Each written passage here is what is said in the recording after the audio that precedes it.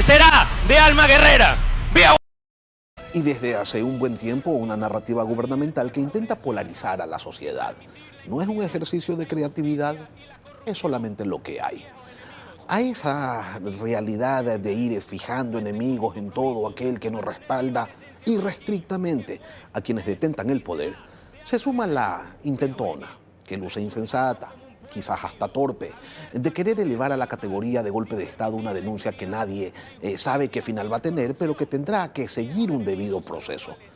¿En qué piensa el poder cuando camina por esas aguas, creyendo que eso de caminar sobre las aguas es una virtud que acompaña a cualquiera? Lo vamos a revisar con César Febres Cordero, analista político. César, buenos días, bienvenido a Contacto Directo. Muy buenos días, Lenin, un placer estar contigo y con la audiencia. El presidente Daniel Noboa, en una carta que publicó ayer, se indigna porque se haya solicitado la aplicación de una sanción que está contemplada en el Código de la Democracia, y más allá de que sea legalmente viable o no, el contencioso electoral, de que sea viable o no esta posibilidad de que el contencioso electoral destituya a un jefe de Estado, ¿qué lecturas genera la posición que toma el mandatario ante la denuncia de Verónica Abad? Bueno, repetimos un error de hace meses que aquí lo conversamos, el supuesto golpe de Estado. La definición clásica, yo creo que la más apropiada para reconocer lo que es verdaderamente un golpe de Estado y protegernos de aquello, es pensarlo como una conspiración que se infiltra en el Estado o que viene de dentro del Estado, violenta para remover al jefe de Estado de forma ilegal. Esos elementos no los estamos viendo acá. Y me preocupa que le estamos quitando sentido a una palabra muy importante y que tiene una historia muy sangrienta en la región e incluso en nuestro país. No se trata, sin embargo, de una defensa de principios en la carta del presidente, sino de una defensa del ejercicio del poder. Porque el silencio fue clamoroso y hasta aplaudieron cuando lo mismo se buscó en denuncia similar contra la vicepresidenta Abad. Bueno, yo considero que estoy del lado de muchos juristas y analistas que de distintas aristas ven esto como un abuso preocupante del sistema, ¿no? Tratar de sacar al presidente o vicepresidente de la República a través de una decisión del Tribunal Contencioso Electoral parece la vía inapropiada. Más allá de si tiene asidero legal o no, es saltarse la voluntad del votante por la vía administrativa. Y es cierto que necesitamos más sanciones en lo electoral frente a los políticos que hacen lo que quieren en tiempos de campañas e incluso en pre-campaña, con publicidad ilegal y todo tipo de trampas, en los temas financieros aún más, pero lo que necesitamos es institucionalidad, ley para todos. No puede ser que se use solamente contra los enemigos del poder de turno. Eso fue lo que se denunció cuando se planteó el caso contra Verónica Abad, y recordemos cómo el que lo planteó en este lugar no pudo justificar por qué no lo hacía tan bien contra el presidente de la República cuando había pruebas, gracias a su labor periodística, de que el presidente también había hecho pre-campaña. Así que yo siento que no ganamos nada con esto. Es un nuevo juego de Tom y Jerry que deja hecho un desastre lo poco que queda de institucionalidad en el país. Peor aún cuando ahora vemos una controversia legal sobre quién debería ocupar o no la presidencia de ese Tribunal Contencioso Electoral. César, hablar de golpe de Estado por una denuncia luce como un despropósito, incluso en un país como el Ecuador. ¿Por qué se crean narrativas que no son acordes con los hechos? ¿Por qué se crean narrativas que no soportan 30 segundos de análisis jurídico? Quizá porque los políticos consideran que la gente no les presta atención a estas cosas por mucho tiempo, que ellos simplemente quieren sacar de donde están a sus enemigos, quitarlos, removerlos de sus cargos y que el país continuará con su vida. Ha habido tanto de esto y estamos tan saturados de escándalos y noticias, y ellos consideran que estos temas jurídicos no salen de lo que llaman sus consultores y asesores el círculo rojo, que pues no importa.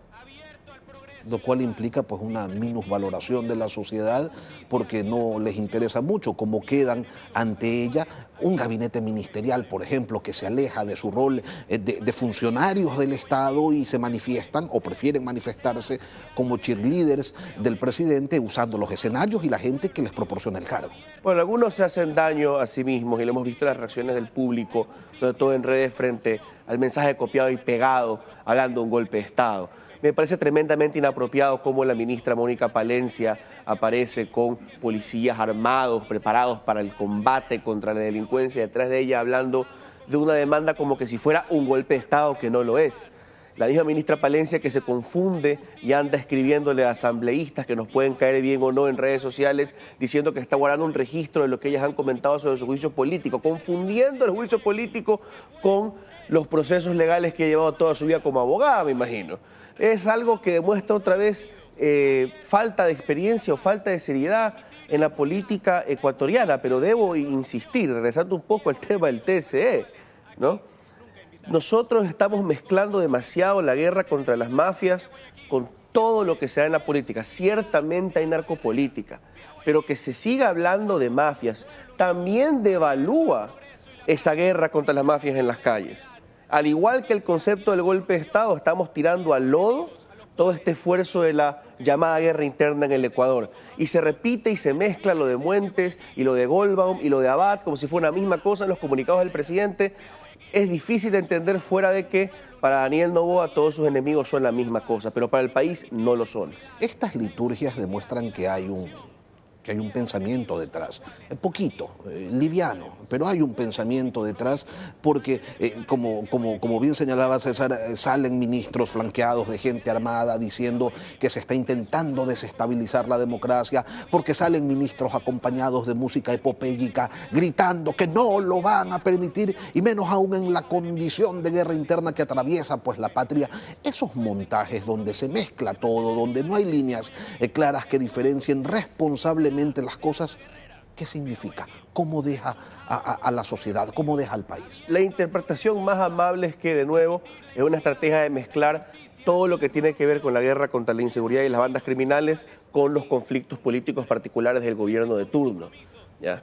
Y eso en sí es peligroso, pero podría significar algo más perverso, que nos están diciendo: el poder del Estado está conmigo y lo vamos a usar contra ti si tú quieres oponerte a este gobierno. No creo que llegue todavía a eso enteramente, pero no podemos bajar la guardia. No contra este gobierno, contra ninguno, en ningún momento de la historia, sin importar qué color use, qué número de lista use y quién sea el líder supremo del momento. Esa manipulación del discurso y esta reflexión que usted realiza, César, hace que no se equivoquen aquellas personas que se acuestan a dormir en Guayaquil y se despiertan creyendo que están en Nicaragua. Ciertamente. Esas inconsistencias son normales en la política ecuatoriana, ¿no? Demócratas que de repente asemejan dictadores, gente que irrespeta o considera como intervencionismo las decisiones de los foros jurídicos internacionales, las cortes internacionales, y luego acuden a ellas. Es normal sorprenderse con los políticos. ¿Deberíamos dejar de sorprendernos? Creo que no, porque eso haría que seamos más vulnerables a sus trampas, pero ahí están. Este discurso del poder, ¿cuál es la relación que establece con los hechos, con los oponentes, pero sobre todo con la sociedad? Usted decía que, meten en esta suerte de sombrero de mago el tema de la lucha contra el narcotráfico y allí van sumando a todo aquel que no los respalda incondicionalmente en todo lo que hagan, y luego meten la varita, empiezan a mezclar todo el asunto y los ecuatorianos y los intereses legítimos de la sociedad en tener más salud, en reclamar por educación, en reclamar por seguridad, en reclamar porque no haya apagones. O sea, no se puede decir nada porque inmediatamente lo tachan de narco y lo tachan de criminal. Es tremendamente peligroso. Y todos los políticos lo hacen, no solamente es este gobierno, ¿no? Cada vez que hay un decomiso de droga o un cargamento bananero, desde el correísmo y su troll center ya quieren tratar de hacer una conexión a que el presidente es un narco. Y por supuesto es el anticorreísmo, todo el tiempo quieren decir que Rafael Correa es Vito Corleone de Bélgica. Y con Guillermo Lazo se quiso hacer lo mismo. Y no estoy diciendo que los personajes mencionados sean totalmente limpios y no hayan cometido ningún error en sus gobiernos o no haya habido involucramiento del narcotráfico de algún elemento o estamento del Estado en sus administraciones. Pero de ir a la crítica y la investigación, a simplemente pintar con una brocha a todo un movimiento o a todo un momento histórico y hacer la vista gorda a los amigos de quien acusa, eso no necesita el Ecuador, porque el narco no conoce de bandera y su color es el verde del dólar. César Febres Cordero, Loyola, analista político. Gracias por acompañarnos hoy aquí en Contacto Directo. Gracias.